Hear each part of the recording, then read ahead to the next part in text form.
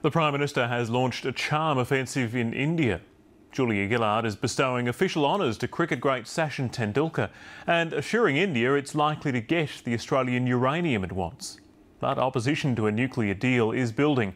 The ABC has learnt Indian activists are petitioning the Prime Minister to stop any exports before they begin. Chief Political Correspondent Mark Simpkin reports from New Delhi. By her own admission, Julia Gillard can't bat, can't bowl. The Prime Minister stayed in the slips, declining invitations to follow in the footsteps of a previous Prime Minister.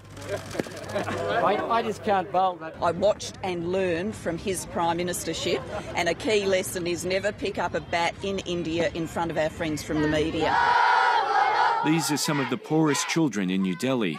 Australia helps aid the charity that's helping them.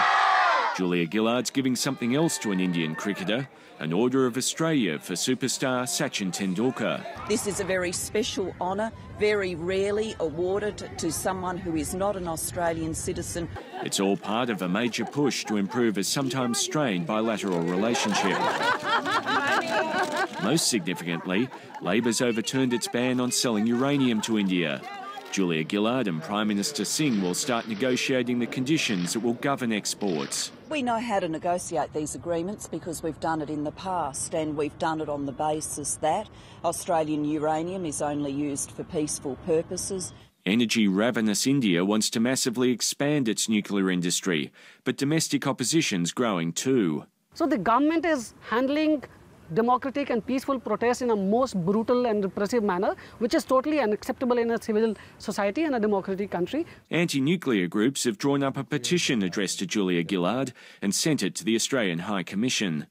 Dear Prime Minister, it reads, we urge you to take a principled stand, reconsider supplying fuel to the Indian government's nuclear insanity. We urge her earnestly to roll back this decision, to reconsider this decision.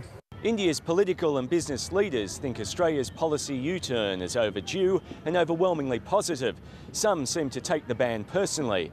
As one local commentator put it somewhat cryptically, Australia's now realised shame worn is no substitute for uranium.